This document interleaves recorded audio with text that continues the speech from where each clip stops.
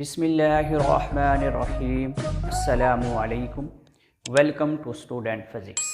आज हम शुरू कर रहे हैं class 9th physics 2025 new syllabus, chapter number 3 dynamics, और हमारा न्यूमेरिकल है 3.6। 3.6 के अंदर बताया गया है a 6.5 multiply 10⁻³ kilogram bogie of a goods train is moving with the velocity of 0.8 metre per second. Another bogie of mass 9.2 multiply 10⁻³ kilogram from behind with a velocity of 1.2 meter per second collides with the first one and couples to it. Find the common velocity of the two bogies after they become coupled. जैसे कि हमारे पास given data है, हमारे पास train ए है और train B है। हमने नाम दे दिया है, इसको हमने बोगी ए कहा है, इसको हमने बोगी बी कहा है।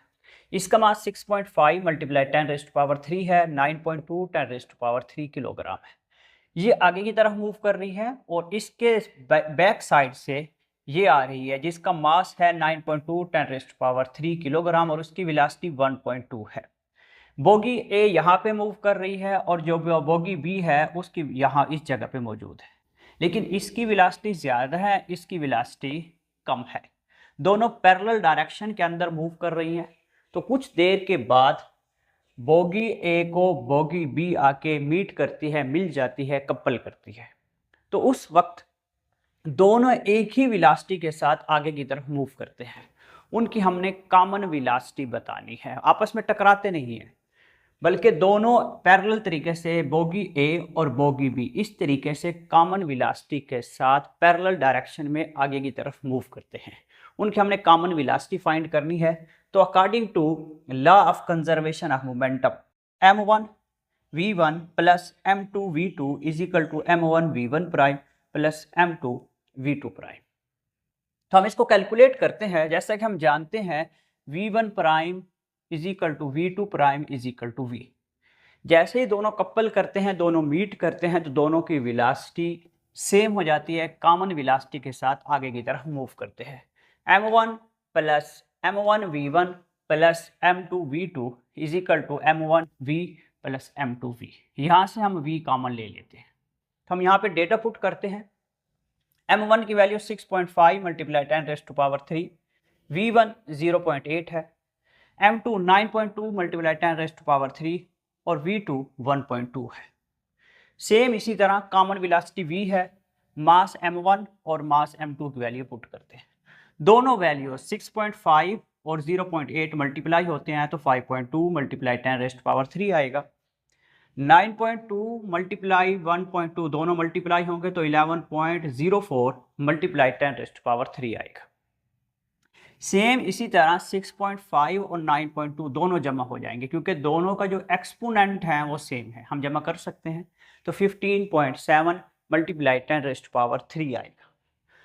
हमारे पास ये वाली वैल्यू और इस वैल्यू को हम आपस में जमा करते हैं क्योंकि दोनों के एक्सपोनेंट सेम है, जमा कर सकते हैं। 16.24 मल्टीप्लाई 10⁻³ तो 15.7 मल्टीप्लाई 10⁻³ इस साइड पे आके डिवाइड होगा।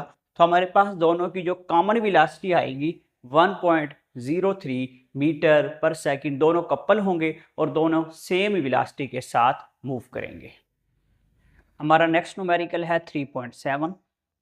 ए cyclist waiting 55 kg, a rider a bicycle of mass 5 kg, he start from rest and apply a force of 90 Newton for 8 seconds. Then he continues at a constant speed for another 8 seconds. Calculate the total distance traveled by the cyclist. तो हमारे पास जो numerical है 3.7, उसके अंदर हमारे पास एक cyclist है जिसका मास 55 kg है और जो साइकिल है उसका मास 5 kg है और जो अपनी उसकी जो इनिशियल वेलोसिटी है वो 0 है, मैंने कि वो रेस्ट से शुरू होता है और रेस्ट से शुरू होते हुए जो फोर्स अप्लाई करता है वो 90 न्यूटन की फोर्स अप्लाई करता है। 90 न्यूटन की फोर्स अप्लाई करने के बाद वो एक्सेलरेशन अटेन करता है और 8 सेकंड तक एक्सेलरेशन के साथ मूव करता है। फिर उसकी वेलोसिटी या उसकी स्पीड कांस्टेंट हो जाती है। जब कांस्टेंट वेलोसिटी होती है तो 8 सेकंड मज़ीद सफ़र तय करता है।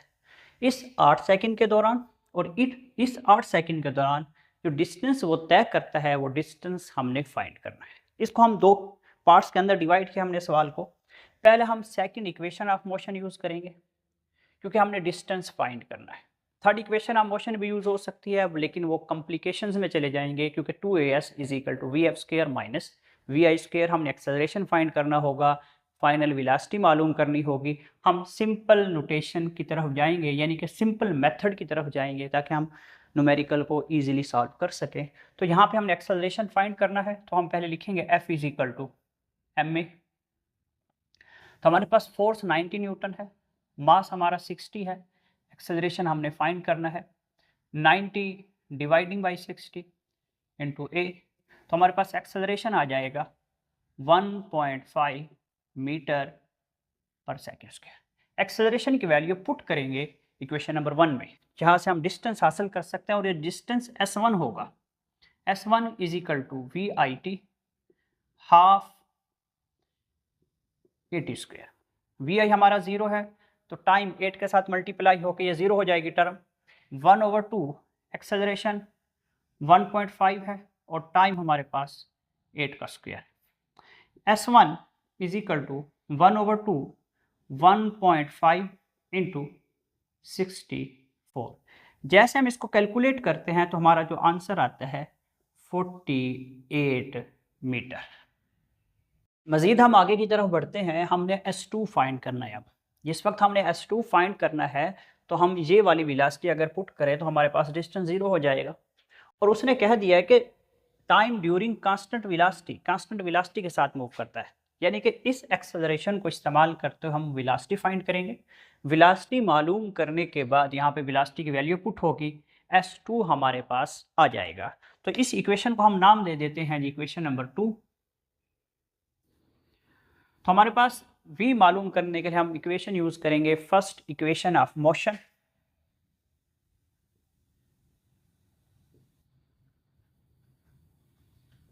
First equation of motion vf = vi + 8। तो हम यहाँ पे वैल्यूज पुट करते हैं vf, vi हमारा 0 है, एक्सेलरेशन 1.5 कांस्टेंट, क्योंकि वेलोसिटी कांस्टेंट है, यही एक्सेलरेशन पुट होगा क्योंकि इसी एक्सेलरेशन के साथ आगे की तरफ मूव करती है। टाइम हमारे पास 8 है, तो हमारे पास जो वेलोसिटी आ जाएगी वो 12 मीटर पर सेकंड आ जाएगी। हमने मालूम करना है डिस्टेंस।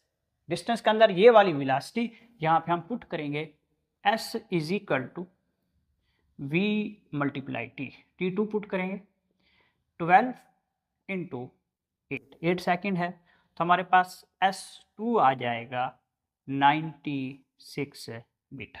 हमारे पास S1 भी आ गया है और S2 भी आ गया। Total distance S = S1 + S2 48 + 96 = 144 metre.